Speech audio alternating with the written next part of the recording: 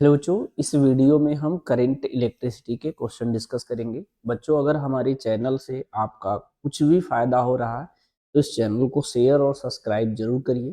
ठीक है, उन बच्चों को जरूर शेयर कर दीजिएगा जिनको फिजिक्स की नीड है और फिजिक्स की वजह से उनको प्रॉब्लम क्रिएट होता है। मैं कोशिश करूंगा कि मैं इतनी प्रैक्टिस के क्वेश्चन में इस चैनल पे प्रोवाइड कर दे कि उसको देखने के बाद आप एग्जाम के सवाल 100%। ठीक है बच्चों, इस क्वेश्चन को देखते हैं।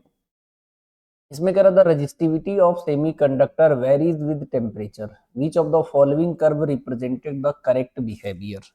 आपको पता होगा इस तरीके से रजिस्टिविटी आप लिखते होगे rho T equal to rho zero one plus alpha delta T का आपने फॉर्मूला पढ़ा होगा। लेकिन ये अल्फा की वैल्यू कंडक्टर के लिए पॉजिटिव होता है और सेमी कंडक्टर के लिए नेगेटिव होता है, समझे। यानी यहाँ माइनस होगा तो ये 0 डिग्री सेल्सियस पर रजिस्टिविटी है सेमी कंडक्टर का, और अगर टेम्परेचर बढ़ाएंगे तो ये वैल्यू सब्ट्रैक्ट होगा यानी रजिस्टिविटी कम होगा।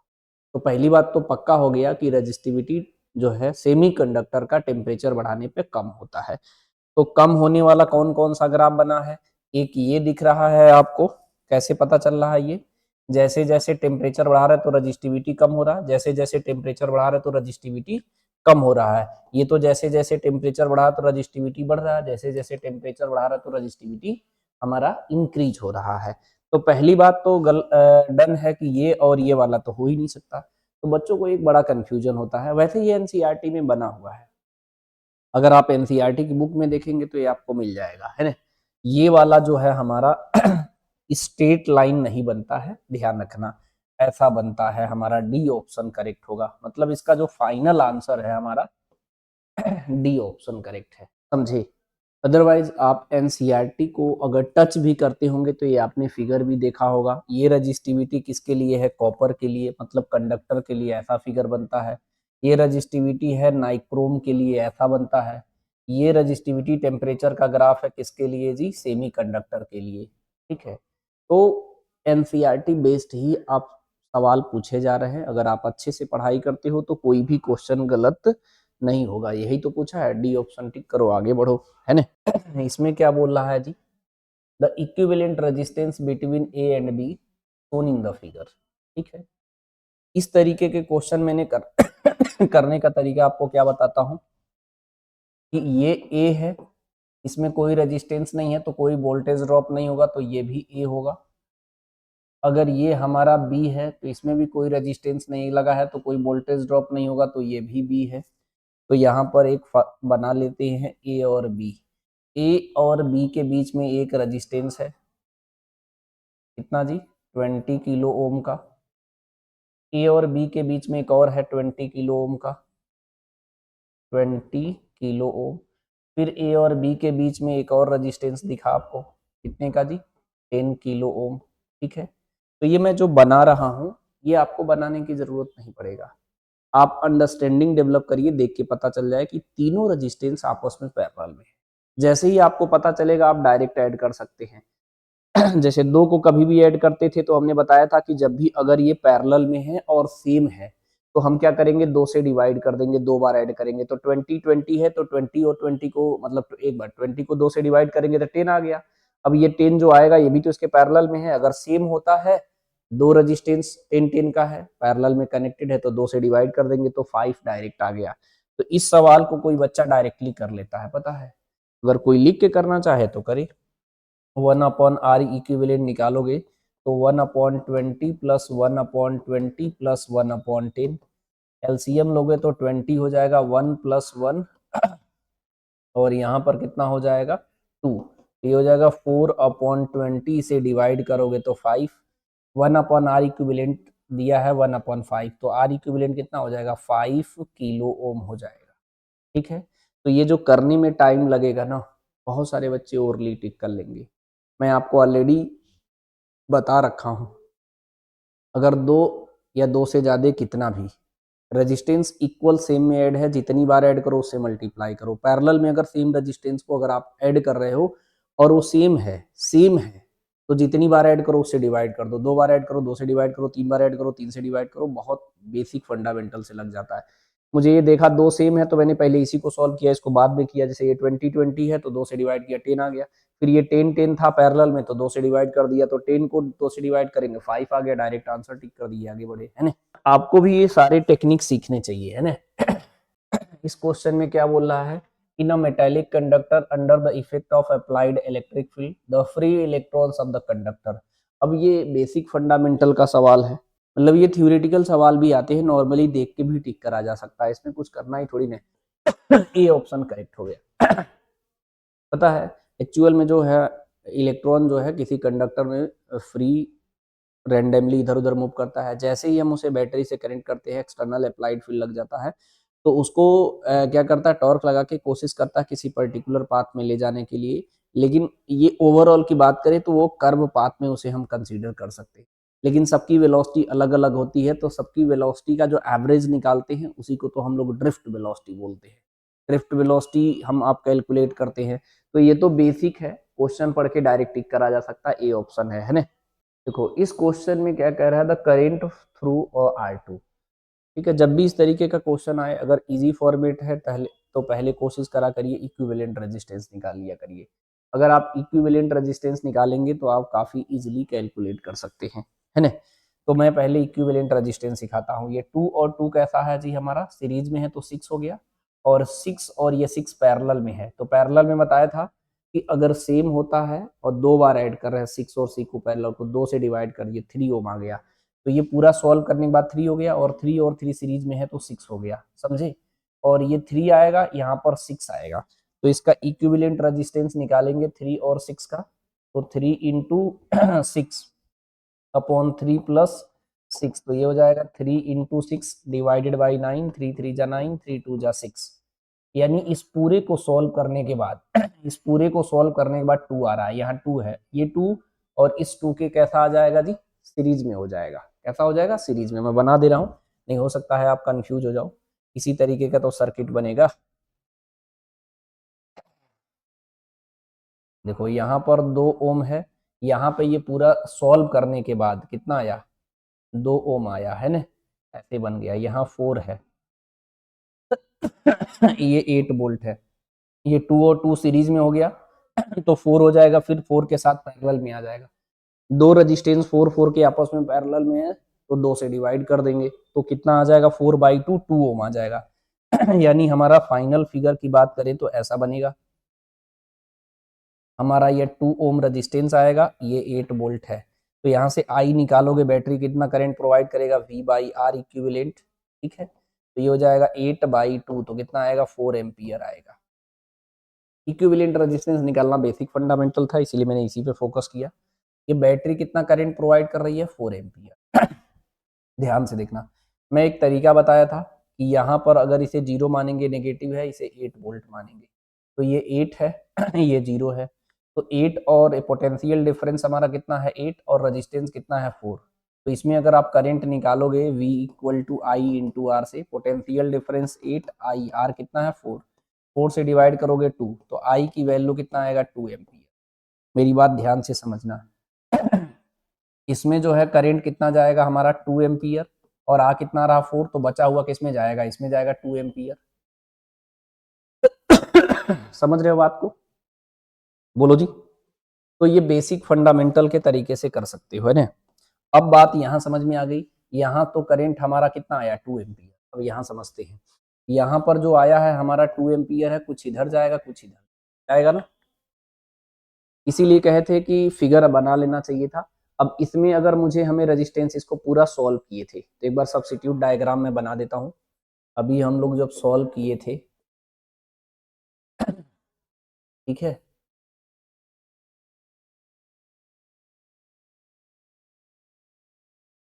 ठीक है, ऐसे देखो, इसको सॉल्व किए थे 2 और 4 6, और 6 6 पैरेलल में आया, तो कितना आया था, 3, और 3 और 3 6 आया था। ठीक है, यानी ये आया था 6 ओम आया था, और ये 3 ओम पहले से है, और ये तो हमारा 2 ओम है। तो हमको बात समझ में आई, इधर हमारा 2 एम्पियर करंट है, तो इसमें से कितना करंट जाएगा, तो मैंने एक तरीका भी बताया था। क्या जी, मैं तरीका आपको क्या बताया था, नोट कर लेना। इस तरीके से बताया था कि अगर हमारे पास जो है, वैसे भी कर सकते हो, लेकिन ये डायरेक्ट इसी से कर लिया करो, इसमें मेन करंट कितना आ रहा I, ये हमारा R1 है, ये हमारा R2 है। इसमें मैं I1 बोलता हूँ, इसमें मैं I2। अगर I1 निकालना है तो अपोजिट वाला रेजिस्टेंस ऊपर, टोटल रेजिस्टेंस हमारा नीचे, इंटू I। अगर सपोज दैट I2 बताना है तो I2, तो अपोजिट रेजिस्टेंस मतलब R1 ऊपर और R1 प्लस R2 नीचे इंटू I, सिंपल तरीका। ठीक है, तो यहां से ओरल भी करा जा सकता है।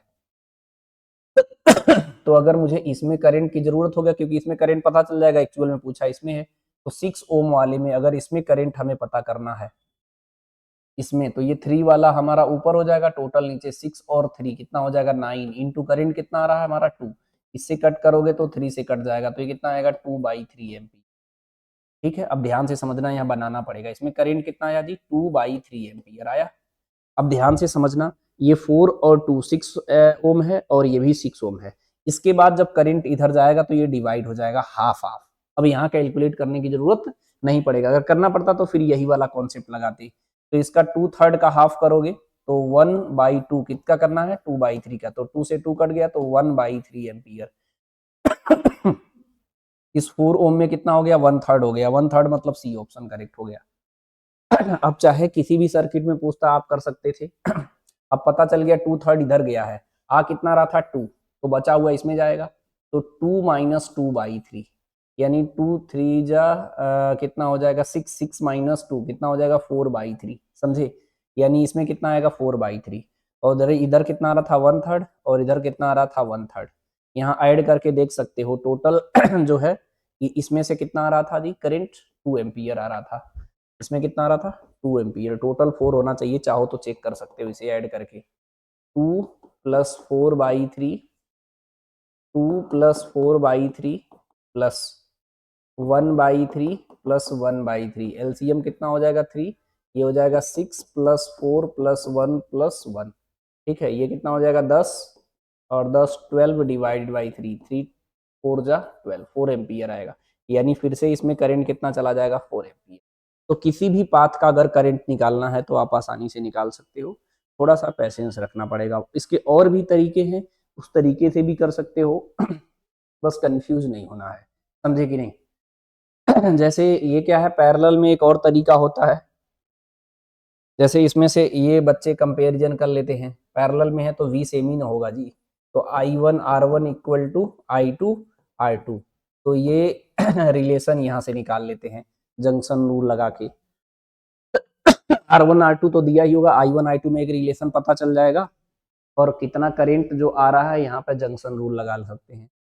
सवाल लगाने के बहुत सारे तरीके हैं, लेकिन मैं ऐसी कोई तरीका बताता हूँ जिससे सेकेंडों में थोड़ी सी लर्न करने के बाद डायरेक्ट सॉल्व हो जाए, समझे।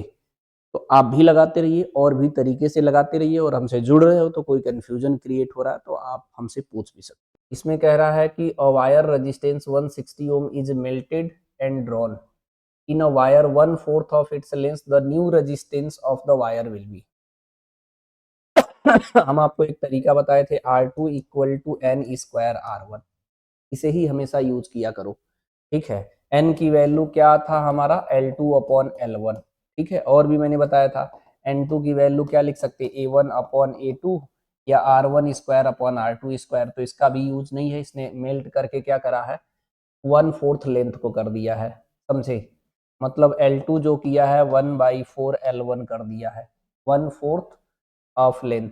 तो यहाँ से L2 अपॉन L1 करोगे तो 1/4 होगा, यानी यहाँ n की वैल्यू क्या रखना 1/4 का होल स्क्वायर, और R1 कितना है 160 रखो, तो 1/16 इंटू 160 हो जाएगा, इससे कट करोगे तो 10 ओम आ गया, तो 10 ओम डायरेक्टली आंसर आ जाएगा, सी ऑप्शन।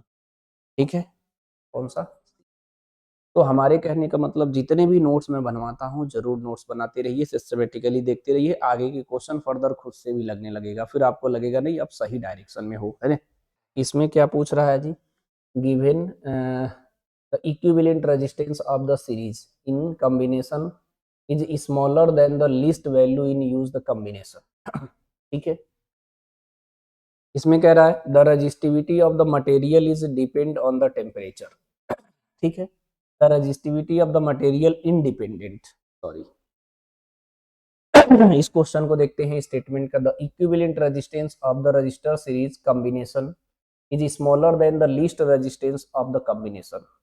सीरीज में तो R1 plus R2 plus R3 होता है, तो अगर 1 2 3 को ऐड करते हैं तो 1 प्लस 2 प्लस 3 तो 6 आएगा ना जी, यानी सबसे जो ज्यादा वैल्यू होगा उससे ज्यादा आएगा। एक्चुअल में इसे पैरेलल कहना चाहिए था, लेकिन इसने सीरीज लिख दिया, गलत बात लिख दिया है, तो ये स्टेटमेंट गलत है।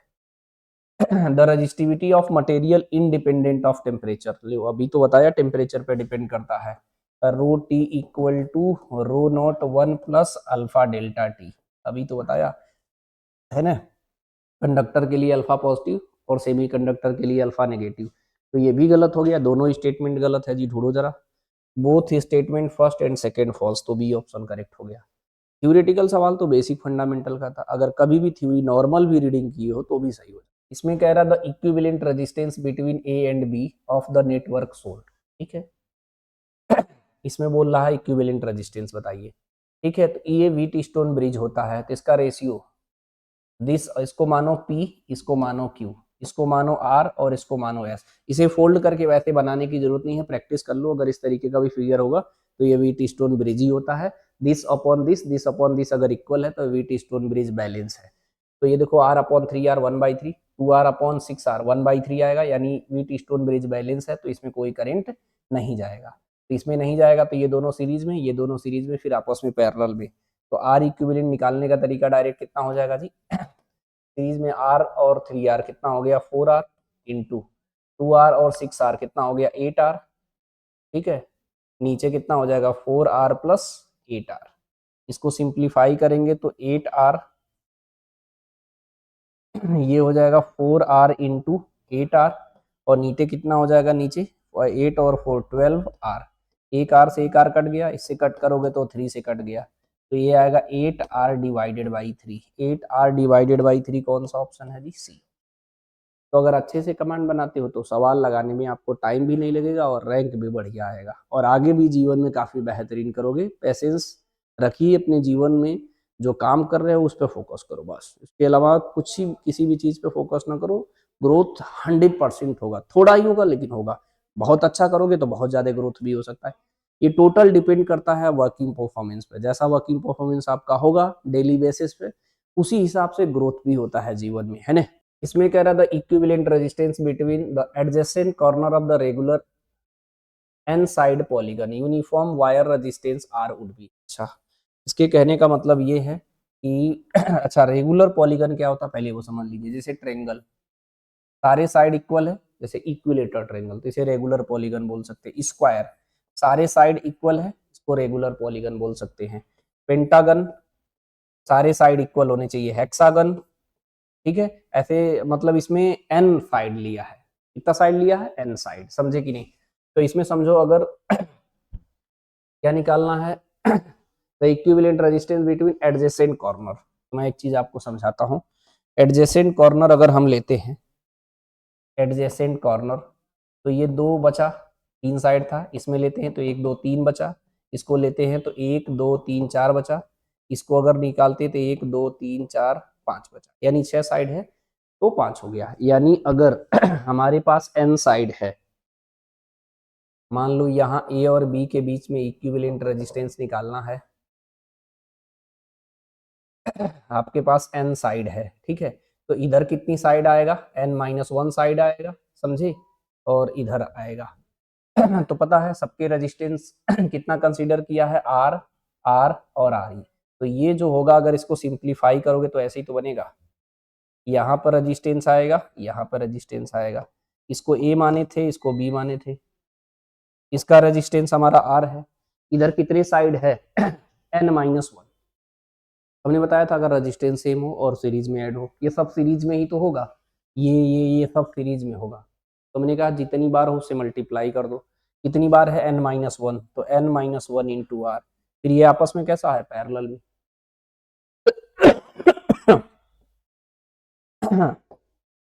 तो आर इक्विवेलेंट निकालेंगे तो कितना हो जाएगा, n-1 इंटू आर, नीचे ऐड करेंगे n-1 into are plus are, ऊपर नीचे से एक r कॉमन होके कट जाएगा तो n-1 इंटू आर, नीचे बचेगा n-1 प्लस 1, ये कट जाएगा, ये हो जाएगा n-1 upon n into R. कोई आंसर मैच करेगा जी?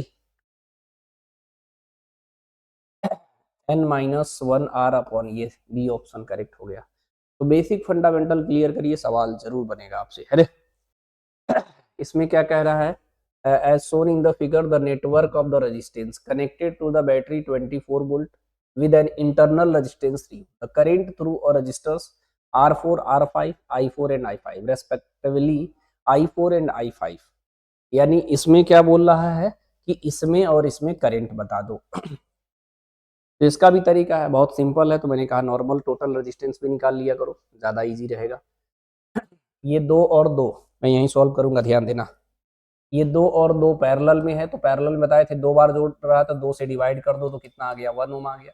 5 और 20 है, ये सेम नहीं है, तो इसको करने के लिए क्या बताया था? 5 इंटू 20 डिवाइडेड बाई 5 प्लस 20। तो इसे सिंप्लीफाई करो, 5 इंटू 20 अपॉन 25, इसे कट करोगे तो 5 5 जा 25, 5 4 जा 20। सिंपल हमारा क्या बना जी?